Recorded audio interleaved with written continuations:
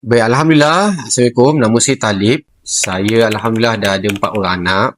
Cuma dalam membesarkan anak ni, kalau ditanya, ada tak pengalaman yang mencabar masa membesarkan anak ni? Ada. Ada unsur-unsur mistik juga.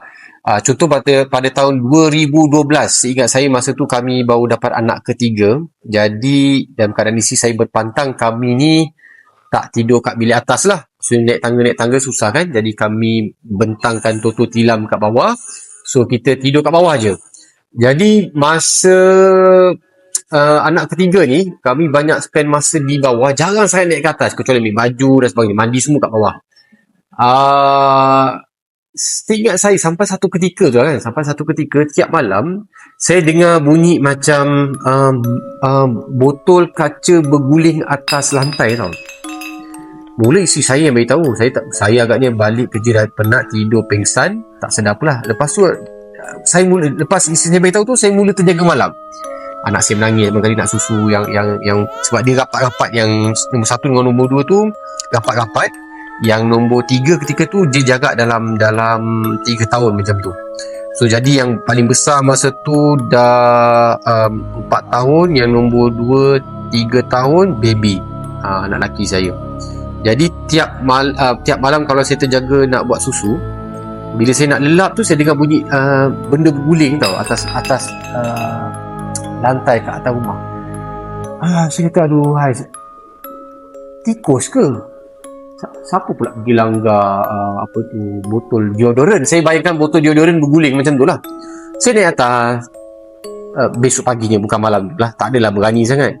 Besok paginya, pas solat subuh tu, saya naik atas nak mandi pergi kerja. Tengok, di deodoran tu atas tempat meja makeup isteri saya. Tak mungkin lah. Besok malam pun sama, sampai 2-3 malam. Hati saya tak sedap. Saya kata, apa pasal bunyi ni? Mungkin ni rumah jiran lah kot. Dipendekkan cerita, rumah saya yang saya duduk ni, belakang rumah tu adalah rumah yang diduduki oleh pekerja-pekerja asing, yang setiap malam antara maghrib, upacara dia berlaku maghrib ataupun selepas pukul 12 malam. Mereka ni bukan orang Malaysia tau. Dia orang ada mantra dia orang baca. Saya kalau dengar macam mengingatkan saya pada cerita Nang Nak, cerita-cerita Thailand. Sebab saya rasa diorang ni bukan orang Malaysia. Sebab belakang rumah tu memang bersepah semak lah. Sebab kami ada grup kejiranan. Saya selalu kadang bertanya, belakang rumah ni, saya tengok nombor rumah, saya kan lalu pusing, saya tengok nombor rumah, saya tanyalah, siapa duduk rumah ni Oh, dia tahu tu rumah ni pekerja-pekerja restoran, orang Thailand, dan dia bukan orang Islam. Dan rupanya dia ada waktu-waktu tertentu, dia ada upacara mentera-mentera dia lah. Kadang saya kalau kat dapur kan, atau isi saya basuh pinggan mangkuk, kadang dengar tu, ya apa benda dia baca kan. Jadi yelah, menambah lagi kepada rasa mistik tu lah. Tapi saya ni bukan jenis yang kuat percaya pada benda-benda tu. Sehinggalah ini dia, sehinggalah ada satu hari anak saya ni melukis. Jadi anak nombor 1, dia ni pelat sikit, ditakdir Allah. Jadi dia kadang bercerita, dia kata dia nampak dia kata bab, dia suka cerita sambil menggayakan. Sebab masa tu anak saya membesar, kuat tengok cerita kartun Pocoyo. Tahu Pocoyo ni dia tak berapa banyak cakap, dia suka gaya action. Jadi satu hari tu dia kata, yang saya faham anak saya cerita, kakak nampak ada tikus besar korek-korek bawah pintu. Dia kata macam tu. Dia kata, apa benda tu, tikus aku kat luar kan? Dia kata tak hantu. Dia kata hantu tu macam tu kan. Jadi kita ni macam budak lah kot kan. Saya tak nak menambahkan kerisauan isteri saya, sebab saya kerja selalu outstation ke Sabah Sarawak. Jadi kalau dalam sebulan duduk rumah mungkin 3-4 hari, selebihnya saya di Sabah atau di Sarawak. So saya banyak travel. Jadi nak bagi semangat pada isteri saya, tak ada apalah, guling tu mungkin kadang saya kata angin lah, kadang saya kata tin penyembuh nyamuk lah kan, nak bagi dia tenang kat rumah. Dan kadang-kadang anak saya nombor 2 tu, dia kadang meragam. Ada satu hari tu, saya pujuk dia meragam, menangis, ya Allah, sampai biru muka dia. Saya ni penat, kita balik kerja, dia merawat anak, saya ada baby, wife saya tengah uruskan baby. Yang nombor 1 tu ialah dia dah besar sikit. Yang nombor 2 ni meragam. Kita pun dokong, naik turun, nak pujuk kan, naik ke atas, pujuk ke bawah. Satu hari tu, dia dah melalak. Saya nak turun ke bawah, dia kata tak nak kan. Dia cakap cara baby tak nak. Saya kata kenapa? Lepas tu dia tunjuk ke bawah macam tu. Saya kat tangga turun macam tu, dia tunjuk ke bawah. Dia tunjuk ke bawah meja. Saya ada satu meja untuk saya buat kerja lah. Dia tunjuk. Dia kata, kenapa? Tebak bawah situ ada hantu. Dia kata, bawah tu ada hantu. Saya daripada penat, meremang bulu roma, jadi takut sekejap. Saya pun macam nak patah balik dan naik kan, sebab saya pun tengok macam tiba-tiba meremang bulu roma. Saya nampak macam seakan kelibat, tapi gelap-gelap sama. Tapi sekali pandang terus tak ada lah kan. Saya dah jadi takut. Cerita pun dah meremang balik bulu roma saya.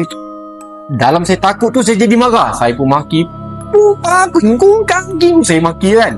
Terus hilang takut. Anak saya pun terkejut, berhenti melalak kan, sebab saya menjerit kuat sangat kan. Jadi tak seronok lah. Jadi mulalah terdetik rasa ikhtiar nak check lah rumah ni apa, something wrong ke apa. Jadi maka adalah 2 orang ustaz datang. Maka dia pun buatlah bantuan sikit, diperiksa-periksa.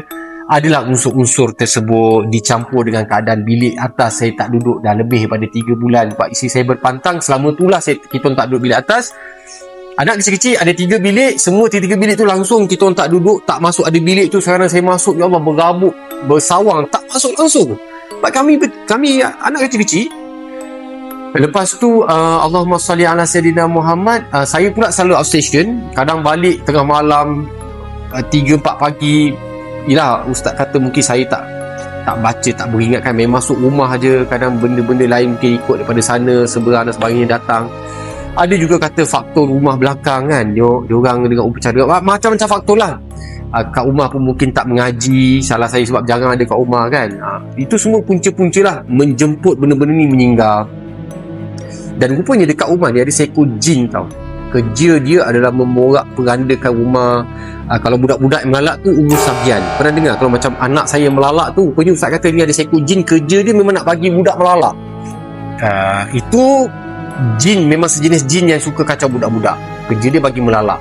Ada satu seekor jin, kerja dia membisikkan keraguan, was-was kepada ibu yang sedang berpantang rupanya. Sebab tu kadang orang kata, oh ni meroyan lah, merentan lah. Memang ada seekor jin, kerja dia macam tu. Jadi kalau orang yang berpantang ni, kita pun kena bantu-bantu juga. Suasana rumah kena bersih, pasang ayat Quran, memang kena. Yang anak pula melalak kan, umur sabian, kacau baby kecil, melalak. Si mak dia pula kena ganggu dengan seekor jin. Saya tak ingat apa nama dia, nanti kita kongsi. Menghasut mak ni, fikir bukan-bukan apalah semua. Itu kadang ada bayi kena kelar, ada bayi kena hempas. Bapak dia pula balik kerja penat, seekor jin pula kerja dia duduk kat pintu rumah. Kalau masuk rumah tak baca doa, tak baca auzubillahi minasyaitonirrajim, tak baca 3 kul, dia akan duduk atas bahu, atas leher si suami atau isteri. Kerja dia melagakan.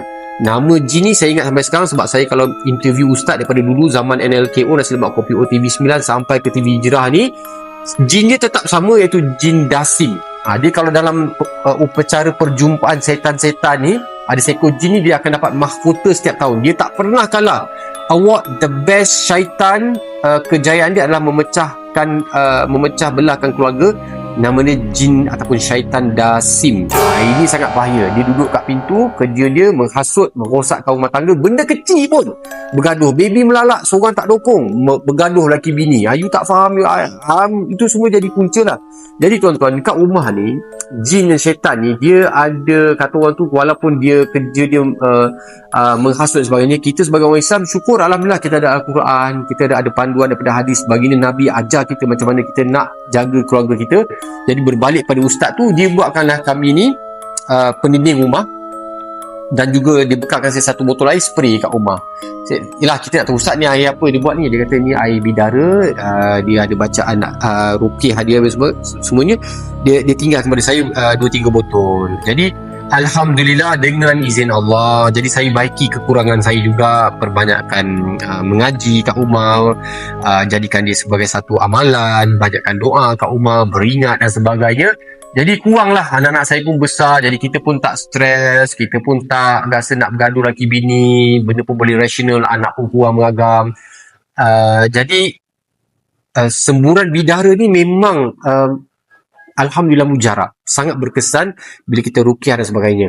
Dan saya tak habis cerita lagi. So anak saya yang umur 5 tahun tu, dia ada buat satu lukisan. Masa tu dia pelat, saya tengok dia tengah melukis tau. Melukis, lepas tu dia suruh teka lah ni apa.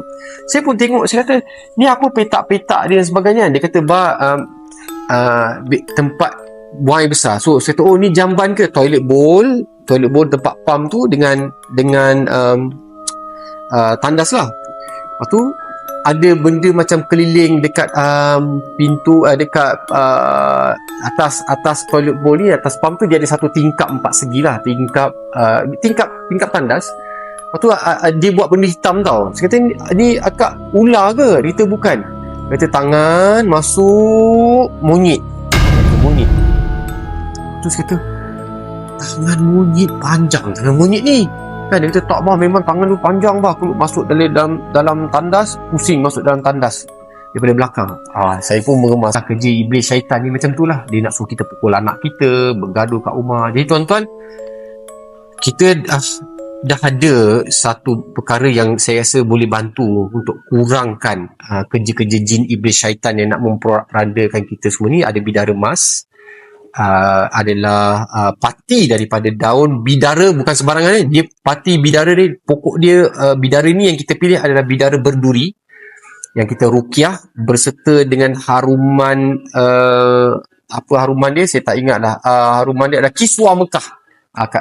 Kalau haruman macam kain Kaabah tu, kalau you guys pernah buat umrah, itulah haruman dia. InsyaAllah kita ada cara-cara dia. Join Telegram, kita tunjuk bagaimana cara untuk menggunakan dia sebagai pendinding, tempat tidur, untuk bayi bawah lahir, untuk anak-anak, untuk ibu yang berpantang, tempat kerja, pandangan ain, macam-macam. InsyaAllah kita akan bantu untuk amalkan, dan insyaAllah sangat mujarab, sangat berkesan. Boleh dapatkan insyaAllah.